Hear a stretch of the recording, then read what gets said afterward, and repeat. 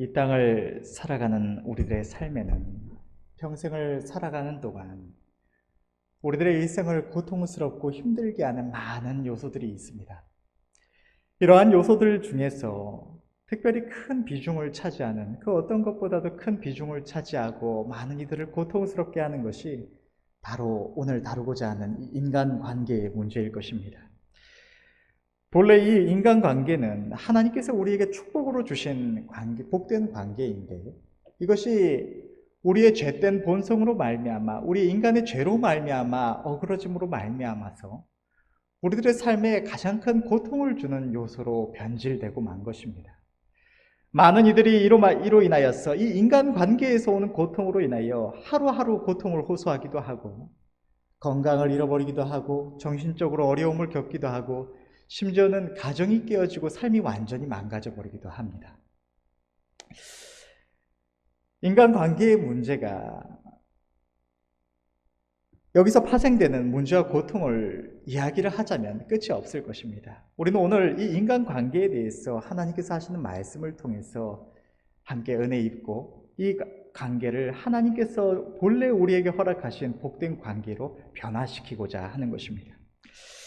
그런데 많은 사람들이 인간관계뿐만 아니라 우리의 삶에 임하는 다양한 문제들을 접할 때 흔히들 범하는, 너무나 많이 범하는 실수가 한 가지가 있는데, 그것은 문제의 원인을 우리 눈에 보여지는, 우리의 이성에 인식되어지는 이 세상에서 찾고자 한다는 것입니다.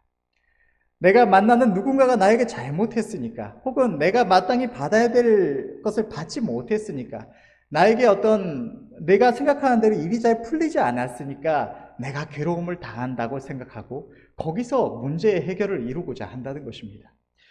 그러나 하나님께서는 우리의 행복을 위하여 기록하신 성경의 말씀을 통해서 우리에게 분명하게 말씀을 하십니다. 시편 107편 10절에서 11절의 말씀을 보면, 사람이 흑암과 사망의 그늘에 앉으며 곤고와 쇠사슬에 매임은 하나님의 말씀을 거역하며 지존자의 뜻을 멸시하니라. 우리의 인생에 임하는 모든 고통의 원인에는, 가장 근본된 원인에는 하나님의 말씀을 거역하고 하나님의 뜻에서 벗어난 그것이 바로 우리의 모든 삶에 임하는 고통의 근본된 원인이라는 것입니다. 원인이 그곳에 있다면 해결 방법 또한 그곳에 있다는 것을 깨달으시는 은혜가 있으시기를 바랍니다. 당연한 이야기지만 우리의 삶에 있는 이 인간관계에 있어서도, 우리의 인간관계의 모든 문제를 해결하기 위해서는 우리는 이 인간관계에 대해서 하나님께서 우리에게 말씀하시는, 하나님의 우리를 향하신 뜻이 무엇인가를 깨닫고 그 앞에 정답을 써내야 한다는 것입니다.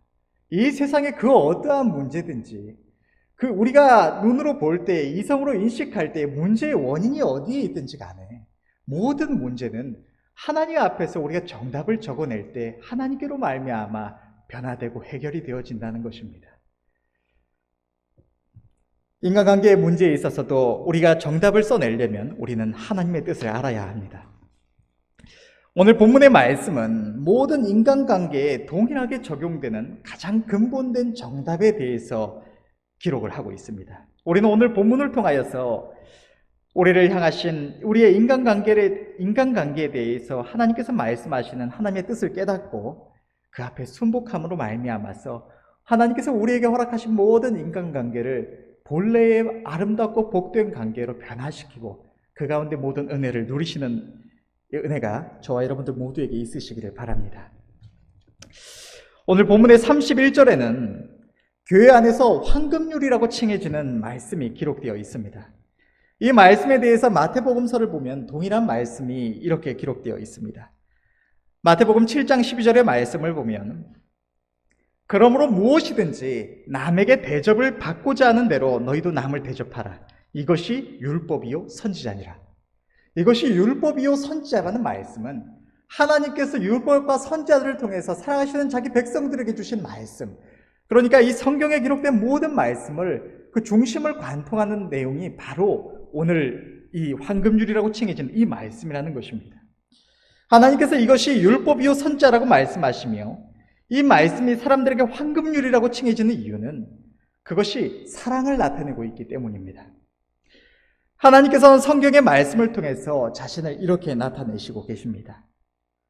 요한일서 4장 8절의 말씀을 보면 사랑하지 아니하는 자는 하나님을 알지 못하나니 하나님은 사랑이심이라.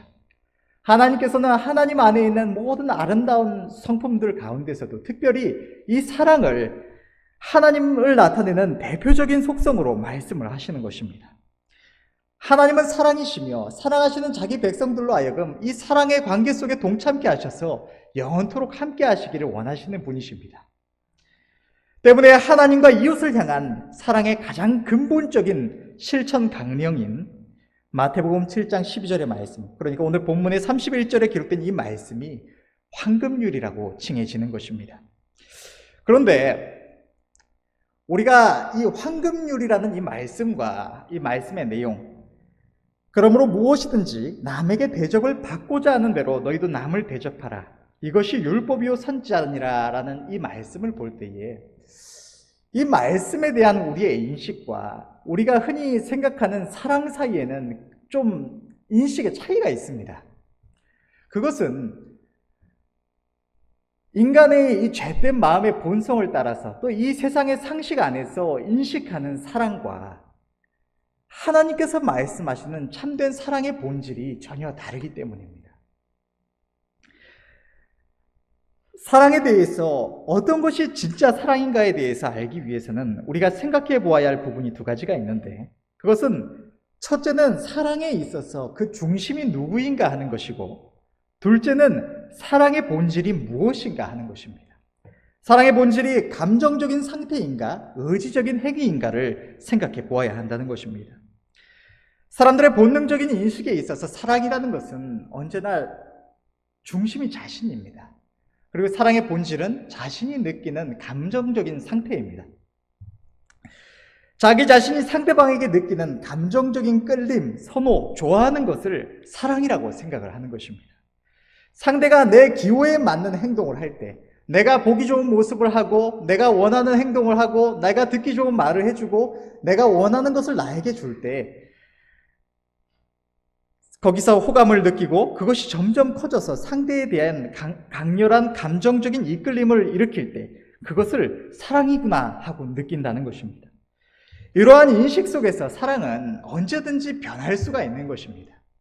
상대가 내가 원하는, 내가 좋아하는 행동만을 할 때는 이것이 사랑인 줄로 느끼지만, 사랑하는구나 이렇게 느끼지만, 언제든지 상대가 내가 예상치 못한 나의 상식을 벗어나는 내가 싫어하는 행동을 할 때는 그 감정이 얼마든지 변질되어 버릴 수가 있는 것입니다.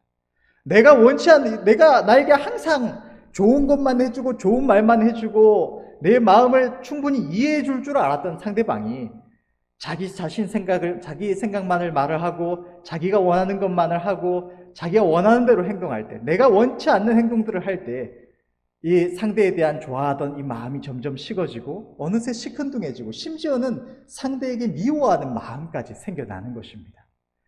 흔히들 이러한 감정을 느낄 때 하는 표현이 사랑이 식었다라는 표현을 합니다. 그러나 이것은 사랑했다가 사랑이 식은 것이 아니라 인간의 어리석은 착각일 뿐인 것입니다. 이러한 감정은 사랑의 본질이 아니라 때때로 사랑의 일부분에 속할 수도 있지만 그것과 상관없을 때가 무수히 많은 누군가를 좋아하는 일시적인 감정적인 상태일 뿐인 것입니다. 하나님께서 말씀하시는 사랑은 이것과는 전혀 다릅니다.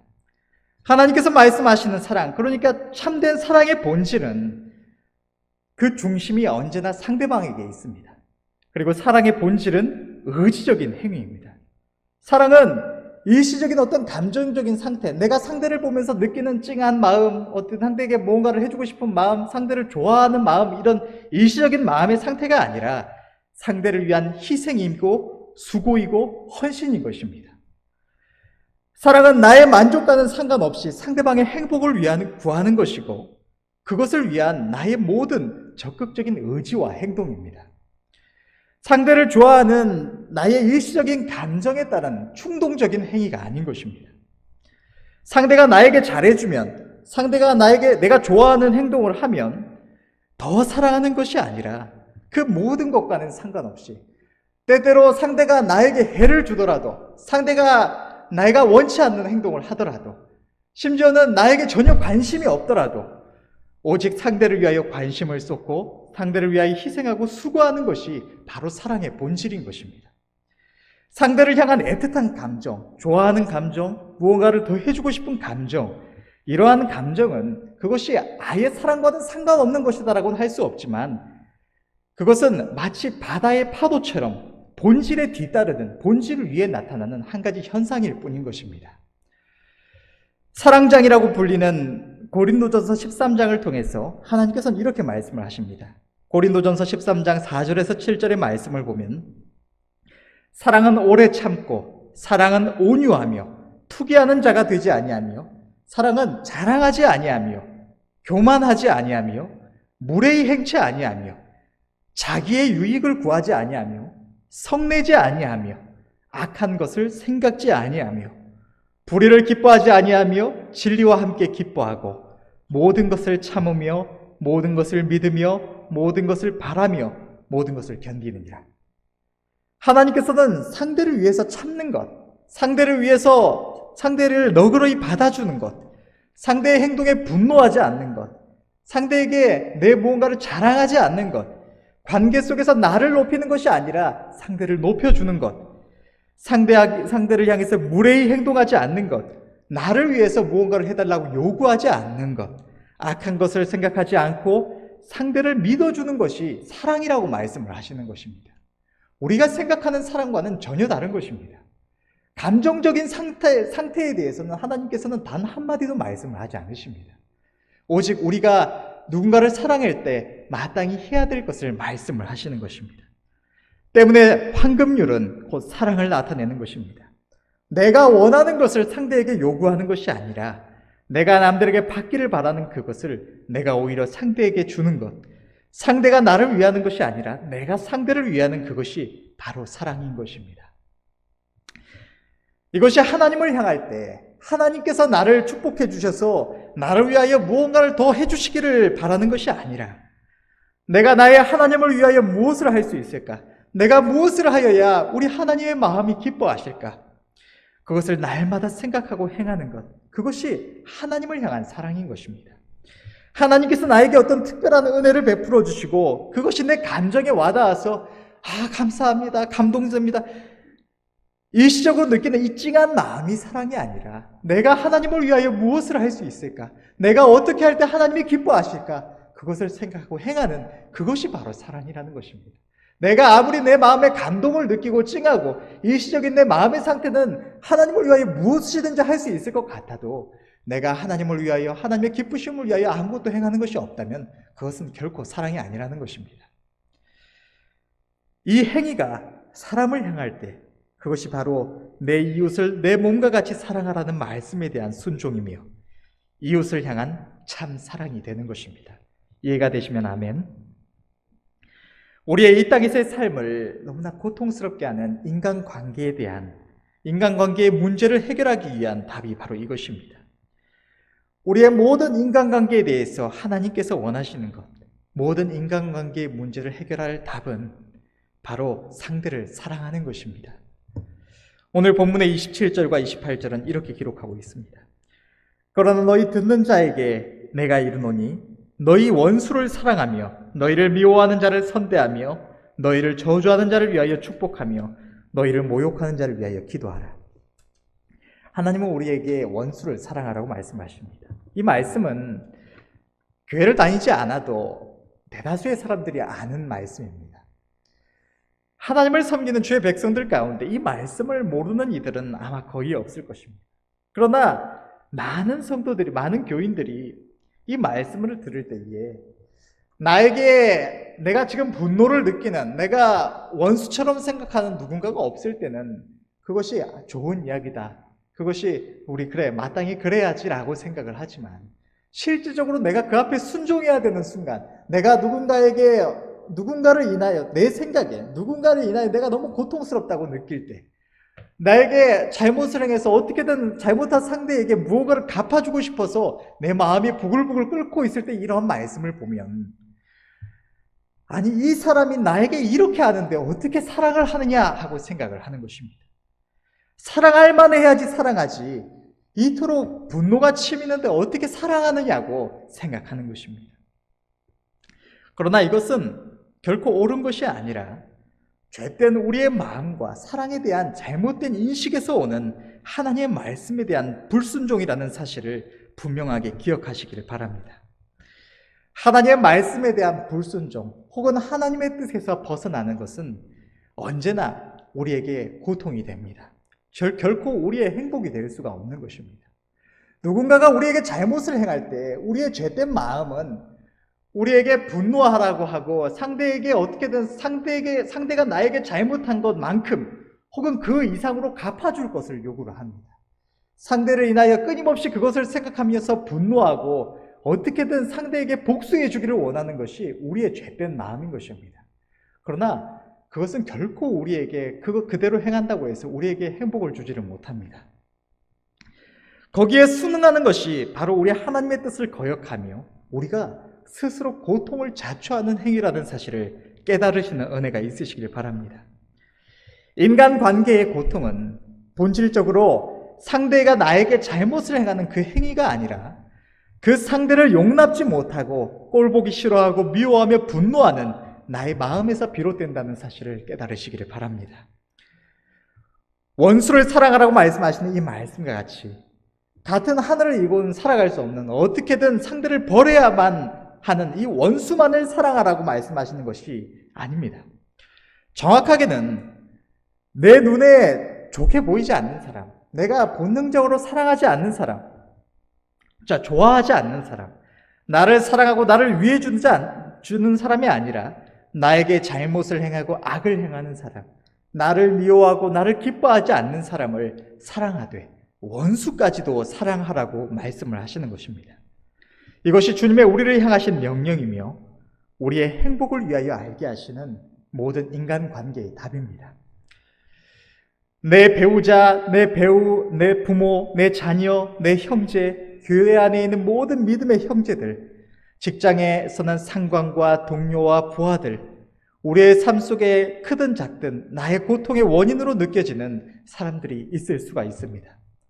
하나님께서는 바로 그들을 사랑하라고 말씀을 하시는 것입니다. 그것은 우리가 이러한 말씀을 들을 때 우리의 죄된 마음 때문에 우리가 느끼는 것은 원수를 사랑해라. 내가 지금 너무 싫은, 내가 분노가 자연스럽게 치미는 그 사람을 하나님의 말씀에 따라서 사랑하려고 하면 우리의 느낌은 마치 하나님의 말씀에 순종하기 위해서 내가 손해보는 것처럼 느껴집니다. 내가 희생하는 것처럼 상대의 행복을 위해서, 상대를 위해서 내가 마치 도구처럼 쓰여지는 것처럼 불합리하게 느껴지는 것이 우리의 죄된 속성입니다. 그러나 여러분들 기억해야 할 것은 하나님께서 우리에게 원수를 사랑하라고 하시는 이 말씀은 원수를 위하여 하시는 말씀이 아니라는 것입니다. 하나님께서는 우리가 사랑해야 할 그 원수도 사랑하시지만 그 원수만큼이나 그 원수 이상으로 우리를 더욱 사랑하시는 분이 하나님이십니다. 우리의 행복을 위하시는 분이 하나님이신데 바로 그 하나님께서 우리를 위하여 하시는 말씀이 바로 원수를 사랑하라는 이 말씀이라는 것입니다.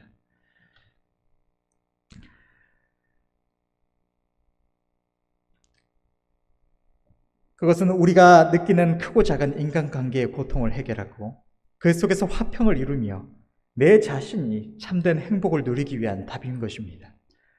우리 모두가 이 말씀에 순종함으로 하나님께서 우리에게 허락하신 모든 인간관계를 하나님 앞에서 또한 사람 앞에서 아름답게 가꾸시는 은혜가 있으시기를 바랍니다.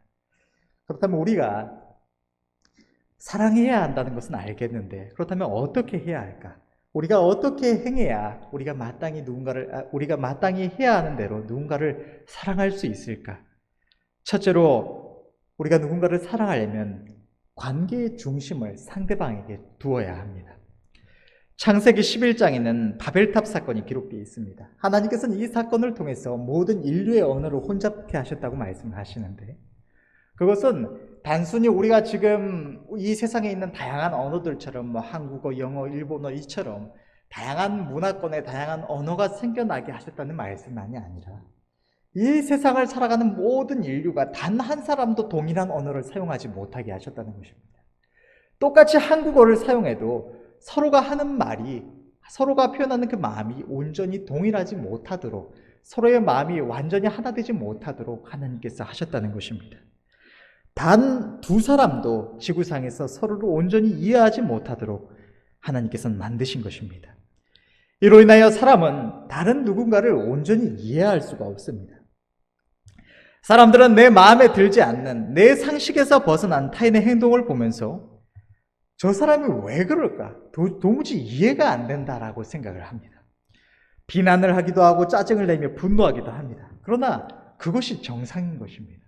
하나님께서는 이 세상의 그 어떤 사람도 서로 완전히 동일한 생각으로 하나 되지 못하게 만들어 놓으셨기 때문입니다. 사람은 자기 자신을 중심으로 둘 때, 자기를 기준으로 삼을 때 그 누구도 온전히 이해할 수가 없습니다. 그러나 하나님께서는 하나님과 모든 인류가 영원토록 사용할 수 있는 공통된 단 한 가지 언어를 남겨두셨는데 그것은 바로 사랑입니다. 사랑은 내가 아닌 상대를 중심에 두는 것이고 우리는 오직 사랑 안에서만 상대를 온전히 이해할 수 있는 것입니다. 상대가 나에게 어떤 사람인가, 상대가 나에게 무엇을 하였는가가 아니라 오직 상대에게 나는 무엇을 해주었는가, 상대에게 나는 어떤 사람인가만을 생각하며 그를 위해주는 이것이 사랑의 가장 바탕임을 기억하시는 은혜가 있으시기를 바랍니다. 둘째로 상대를 있는 그대로 인정해야 합니다. 많은 이들이 착각하는 한 가지는 우리가 누군가의 잘못을 지적해주고 가르쳐주면 상대를 바꿀 수 있다고 생각하는 것입니다. 그러나 이것은 너무나 어리석은 생각입니다. 사람은 잘못을 지적하거나 무언가를 주장함으로써 절대로 타인을 바꿀 수가 없습니다. 나의 생각과 판단에 따라서 타인을 비판하고 주장하는 것은 어떤 이유에서건 참 사랑이 될 수 없고 오직 주장하는 나와 상대를 괴롭게 할 뿐인 것입니다. 우리가 할 수 있는 것은 오직 사랑 안에서 상대의 부족함을 채워주는 것입니다. 상대에게 인정받거나 생색내기 위한 것이 아니라 내가 이렇게 하면 상대도 나에게 내가 생각하는 대로 반응을 보이고 어떤 보답을 해주겠지라는 기대를 가지고 하는 것이 아니라 오직 묵묵히 상대의 행복을 위하여 돕는 그것이 바로 사랑인 것입니다. 내가 중심, 내가 기준이 될 때는 나의 생각과는 다른 상대의 생각과 행위는 잘못된 것이 되고 괴로운 것이 되지만 상대가 중심이 되면 잘못된 상대방은 어느새 없어지고 오직 내가 상대를 위하여 할 수 있는 것만이 남게 되는 것입니다. 오늘 본문의 37절과 38절은 이렇게 기록하고 있습니다. 비판치 말라. 그리하면 너희가 비판을 받지 않을 것이요. 정죄하지 말라. 그리하면 너희가 정죄를 받지 않을 것이요. 용서하라. 그리하면 너희가 용서를 받을 것이요. 주라. 그리하면 너희에게 줄 것이니 곧 후이되어 누르고 흔들어 넘치도록 하여 너희에게 안겨주리라. 너희의 헤아리는 그 헤아림으로 너희도 헤아림을 도로 받을 것이니라. 사랑은 나와 다른 상대를 비판하지 않는 것이고 상대의 분명한 잘못도 정죄하지 않는 것이며 오직 용서하는 것입니다. 하나님께서는 우리가 상대를 헤아리는 그 헤아림으로 우리 또한 헤아림을 받을 것이라고 말씀하시는 것입니다. 사랑 안에서 우리가 할 것은 오직 상대를 있는 그대로 인정하며 용납하는 것입니다. 비판하거나 정죄하거나 주장하지 않는 것입니다. 이러한 말씀을 들을 때 우리가 흔히 하는 생각 중에 한 가지는 상대가 잘못을 하는데 상대가 나를 힘들게 하는데 어떻게 사랑하느냐 라는 생각이 들 수도 있을 것입니다. 그런데 이러한 우리의 생각에 대해서 하나님께서는 본문의 35절과 6절을 통해서 분명하게 말씀을 하십니다. 35절부터 말씀을 보면 오직 너희는 원수를 사랑하고 선대하며 아무것도 바라지 말고 빌리라. 그리하면 너희 상이 클 것이요 또 지극히 높으신 이의 아들이 되리니 그는 은혜를 모르는 자와 악한 자에게도 인자로우시니라. 너희 아버지의 자비하신 것 같이 너희도 자비하라. 여러분, 은혜를 모르는 자와 악한 자가 누굽니까? 하나님을 알지 못할 때에 하나님의 은혜를 잊고 살아가면서도 그 하나님의 은혜를 전혀 생각지 못하던 우리가 바로 오늘 이 하나님의 은혜를 입은 하나님의 사랑을 받은 존재인 것입니다. 하나님을 만나고 하나님을 영접한 이후에도 우리는 이 큰 은혜를 받고 살아가면서도 그 하나님의 은혜 앞에 온전히 감사치 못하고 하나님께 온전히 마음 들이지 못하고 잘못하고 실수하고 넘어지는 것이 우리들의 모습입니다. 전혀 사랑받지 못해야 마땅한 우리들의 생각에는 절대로 사랑할 수 없을 우리들이 하나님의 사랑을 받고 살아가고 있는 것입니다. 하나님께서는 우리가 이러한 사랑을 받고 있은즉 사랑과 은혜를 입은 자로서 그러한 사랑을 우리도 행하라고 말씀을 하시는 것입니다. 우리가 행해야 할 사랑은 절대로 하나님의 사랑과는 비교할 수 없는 작은 것에 불과합니다. 누군가를 사랑할 수 없다는, 누군가가 나에게 이렇게 행한, 내가 어떻게 저 사람을 사랑하느냐 하는 우리의 죄된 마음이 떠오를 때 우리가 지금 하나님께 받고 있는 그 사랑과 은혜를 기억하시는, 그리하여서 하나님 앞에서 자신을 겸손히 낮추시는 은혜가 저와 여러분들 모두에게 있으시기를 바랍니다.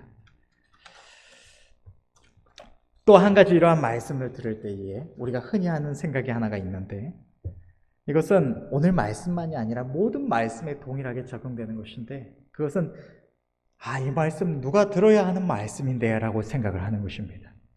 누구한테 딱 맞는 말씀이다, 또 꼭 누군가가 들어야 되는 말씀이다 라고 생각을 하는 것입니다. 그런데 분명히 알아야 될 것은 하나님께서는 언제나 우리 각 사람 한 사람에게만 말씀을 하신다는 것입니다.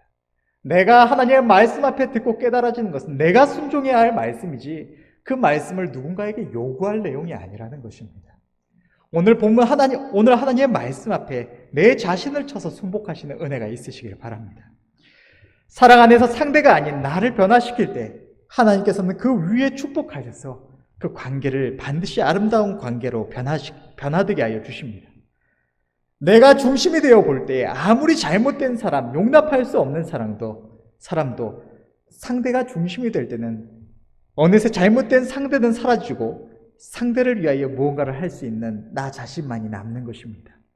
하나님의 방식은 내가 변화되면 상대방이 변화되는 것이고 그 관계가 완전히 뒤바뀌는 것입니다. 이것이 하나님의 방법이며 하나님의 놀라운 능력입니다. 믿고 순종하시는 은혜가 저와 여러분들 모두에게 있으시기를 바랍니다. 셋째로, 누군가를 사랑하기 위해서는 우리는 상대를 위하여 살아야 합니다. 이 시대의 수많은 관계가, 이 땅을 살아가는 많은 이들이 자기 자신만을 위하며 살아가기 때문에 깨어집니다.